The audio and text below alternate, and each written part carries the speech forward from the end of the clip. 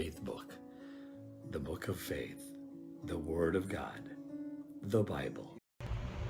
Ang FBK po natin sa araw na ito ay makikita po in John chapter 20 verses 26 daw to 29 at pinamagatan ko itong Enduring Tuesday with FBK.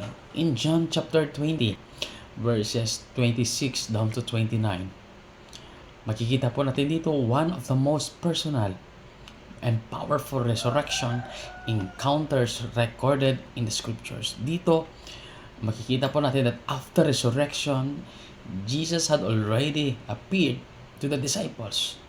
They were overjoyed, but Thomas was absent during the first appearance. Kaya nga po, in verse 25, makikita po natin dyan that when disciples later told him, "We have seen the Lord," Thomas responded with a firm skepticism. "Unless I see the nail marks of his hand and put my finger where the nails were and put my hand into his side, I will not believe." Thomas was not merely confused.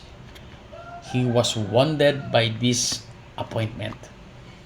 He watched Jesus died, his hope for a Messiah crushed at the cross. His doubt was born from shattered expectation. Kaya yung maganda lang po kay Thomas, even nagkaroon siya ng doubt, he did not leave the fellowship. Kaya nga po, tinawag po tayo ng Panginoon. It is a call, not an option. It is not a challenge. It is a call to faithfulness. To remain, to believe, and declare Jesus as Lord, even when we cannot see. So, dito po in John chapter 20, verses 26 to 20, may mga bagay po tayo dito makikita. Una po, faithfulness requires presence. In verse 26, 8 days later, his disciples were inside and Thomas was with them. Thomas stayed with the disciples even in doubt. Alam mo ba, yung faithfulness begins with staying connected even when we confused, even when disappointment, even when prayer seems answers.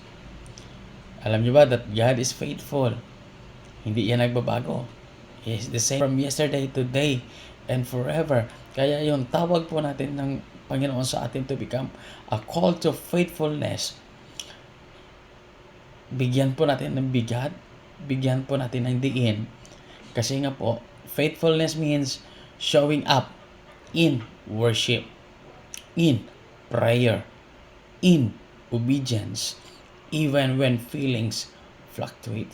May mga bagay po as we serve the Lord. May mga disappointments, may mga hurts po tayo. Minsan, yung how we define those hurts or circumstances, minsan malating po sa na para ang Panginoon ay unfair. Sa totoo lang po, God was never unfair. Alam nyo ba, yung isa para makita po natin talaga kung ano yung plano or yung will ng Lord sa ating buhay, that we must remain in His presence. Ang kapatid, huwag po tayo talon ng sa ibang church.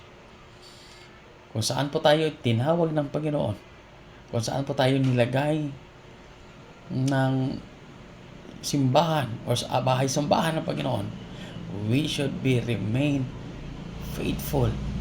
Ano pa ba? In worship, in prayer, in obedience. Kaya nga po, faithfulness requires patience. Isa rin po yan sa mga dapat nating makita na if we rate ourselves from 1 to 10. Dahil alam na natin una that faithfulness requires presence. Presence ba ako sa worship? O sabi ng presence, on time ba ako on worship? Kasi nga po pag sinabing on time, ito yung tinuturo ko sa sarili as a values na pag halimbawa ang oras ng worship or ng Sunday school ay 8 o'clock in the morning, so dapat 7:45 a.m. andun na ako. O, di ba? So, andun ako dapat 15 minutes before 8. Andun na. In prayer and also in obedience. Paano ba? Faithfulness grows through surrendered doubt. Put your fingers here. Do not be unbelieving but believe in verse 27. So makikita po natin dito that Jesus did not shame Thomas. He invited him. Doubt is not the opposite of faith. Stubborn unbelief is. So Jesus calls Thomas from the doubt to decision. That faithfulness is choosing belief when given the opportunity. So nakita po natin dito that Thomas had a choice. So when Jesus revealed himself through his word, through answered prayer, through conviction, will we respond in faith? Faithfulness says, I may not understand everything, but I trust you. And lastly, in verse 28, second to the last, faithfulness declares loyalty. In verse 28, my Lord and my God. And that is the one of the strongest declarations of Jesus' deity in the scriptures. That Thomas moves from doubt to devotions. Alam niyo ba, yung faithfulness is not silence.